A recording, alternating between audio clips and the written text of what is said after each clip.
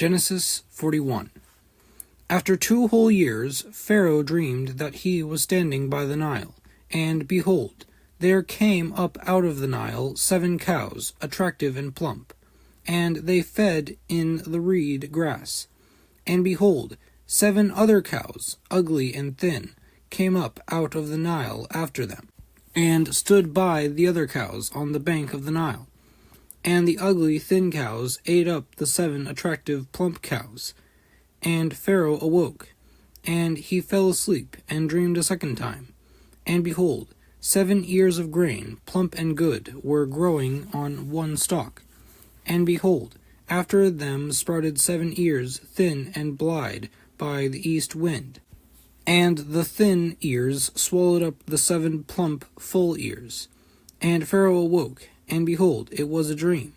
So in the morning his spirit was troubled, and he sent and called for all the magicians of Egypt, and all its wise men.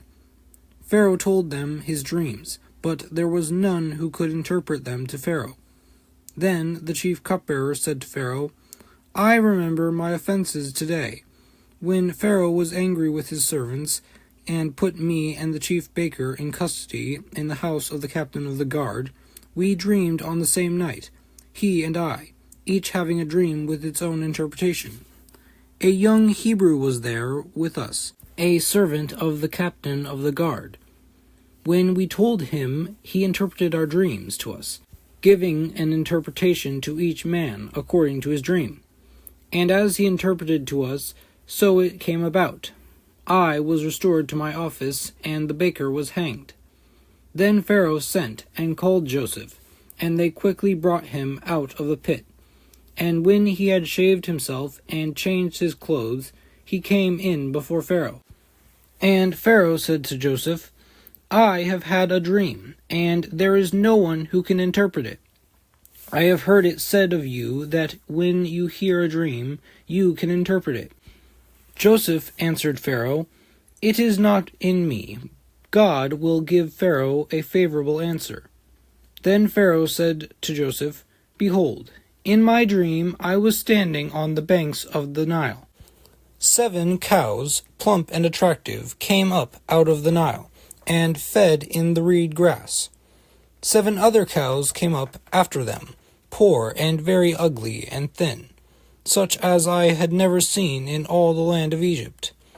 And the thin, ugly cows ate up the first 7 plump cows, but when they had eaten them, no one would have known that they had eaten them, for they were still as ugly as at the beginning. Then I awoke. I also saw in my dream 7 ears growing on one stalk, full and good. 7 ears, withered, thin, and blighted by the east wind, sprouted after them. And the thin ears swallowed up the 7 good ears. And I told it to the magicians, but there was no one who could explain it to me.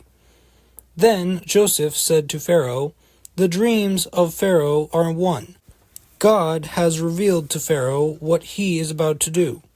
The 7 good cows are 7 years, and the 7 good ears are 7 years. The dreams are one. The 7 lean and ugly cows that came up after them are 7 years, and the 7 empty ears blighted by the east wind are also 7 years of famine. It is as I told Pharaoh. God has shown to Pharaoh what he is about to do. There will come 7 years of great plenty throughout all the land of Egypt, but after them there will arise 7 years of famine, and all the plenty will be forgotten in the land of Egypt. The famine will consume the land, and the plenty will be known in the land by the reason of the famine that will follow, for it will be very severe. And the doubling of Pharaoh's dreams means that the thing is fixed by God, and God will shortly bring it about. Now, therefore, let Pharaoh select a discerning and wise man, and set him over the land of Egypt. Let Pharaoh proceed to appoint overseers over the land, and take 1/5 of the produce of the land of Egypt during the 7 plentiful years. And let them gather all the food of these good years that are coming, and store up grain under the authority of Pharaoh for food in the cities, and let them keep it. That food shall be a reserve for the land against the 7 years of famine that are to occur in the land of Egypt, so that the land may not perish through the famine. This proposal pleased Pharaoh and all his servants. And Pharaoh said to his servants, Can we find a man like this, in whom is the Spirit of God? Then Pharaoh said to Joseph, Since God has shown you all this, there is none so discerning and wise as you are.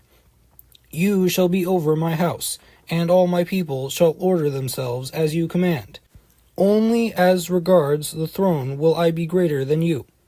And Pharaoh said to Joseph, See, I have set you over all the land of Egypt. Then Pharaoh took his signet ring from his hand, and put it on Joseph's hand, and clothed him in garments of fine linen, and put a gold chain about his neck. And he made him ride in his second chariot. And they called out before him, Bow the knee! Thus he set him over all the land of Egypt.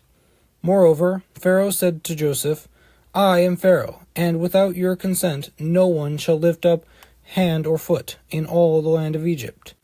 And Pharaoh called Joseph's name Zaphnath-Paneah, and he gave him in marriage Asenath, the daughter of Potiphera, priest of On. So Joseph went out over the land of Egypt. Joseph was 30 years old when he entered the service of Pharaoh, king of Egypt. And Joseph went out from the presence of Pharaoh, and went through all the land of Egypt. During the 7 plentiful years the earth produced abundantly, and he gathered up all the food of these 7 years, which occurred in the land of Egypt, and put the food in the cities. He put in every city the food from the field around it. And Joseph stored up grain in great abundance, like the sand of the sea, until he ceased to measure it, for it could not be measured. Before the year of famine came, 2 sons were born to Joseph. Asenath, the daughter of Potiphera, priest of On, bore them to him. Joseph called the name of the firstborn Manasseh, for he said, God has made me forget all my hardship, and all my father's house. The name of the second he called Ephraim, for God has made me fruitful in the land of my affliction. The 7 years of plenty that occurred in the land of Egypt came to an end, and the 7 years of famine began to come, as Joseph had said. There was famine in all the lands, but in all the land of Egypt there was bread. When all the land of Egypt was famished, the people cried to Pharaoh for bread. Pharaoh said to all the Egyptians, Go to Joseph. What he says to do, do. So when the famine had spread over all the land, Joseph opened all the storehouses, and sold to the Egyptians, for the famine was severe in the land of Egypt. Moreover, all the earth came to Egypt, to Joseph, to buy grain, because the famine was severe over all the earth. Genesis 42. When Jacob learned that there was grain for sale in Egypt, he said to his sons, Why do you look at one another? And he said, Behold, I have heard that there is grain for sale in Egypt.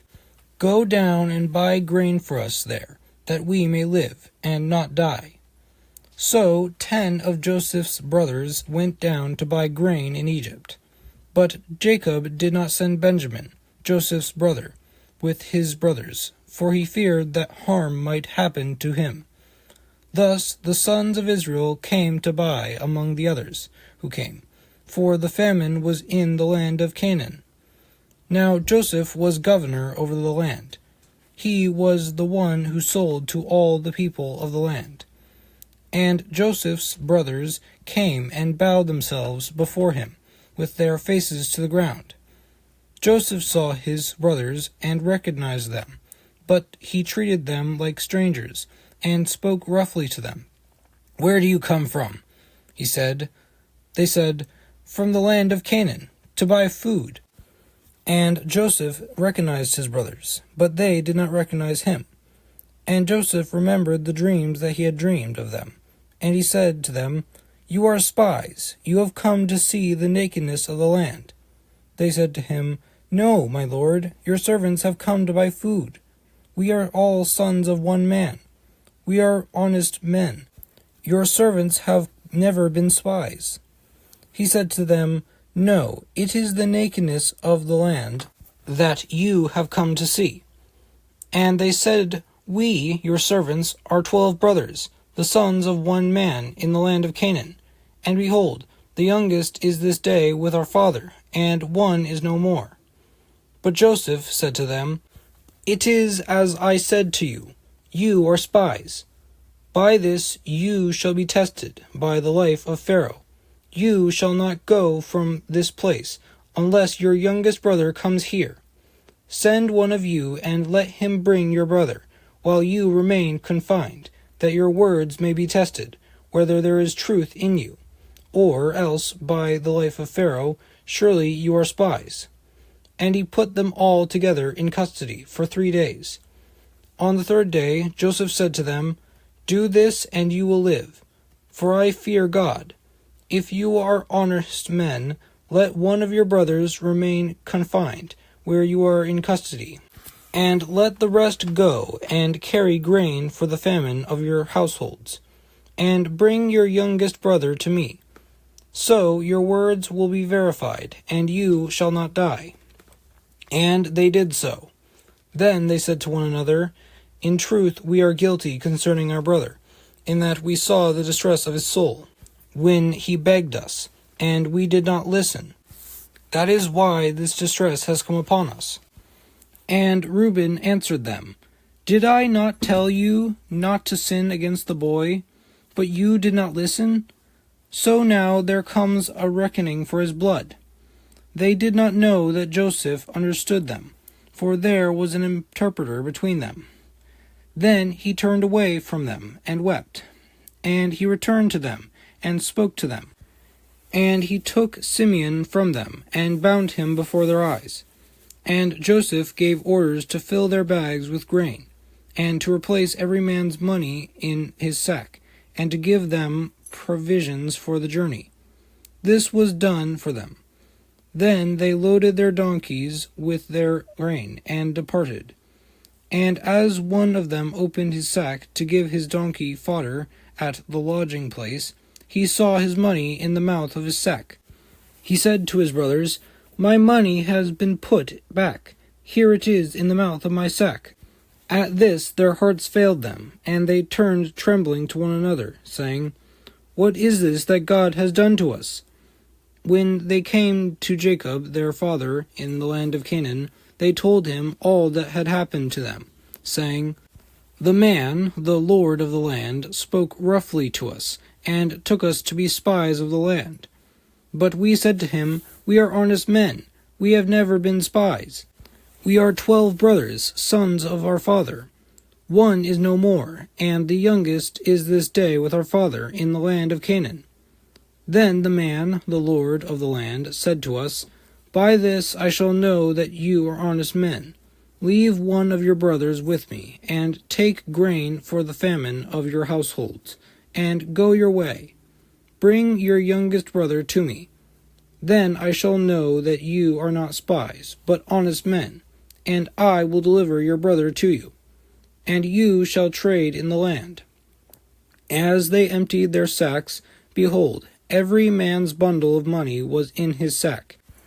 And when they and their fathers saw their bundles of money, they were afraid.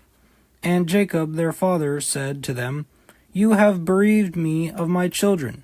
Joseph is no more, and Simeon is no more, and now you would take Benjamin.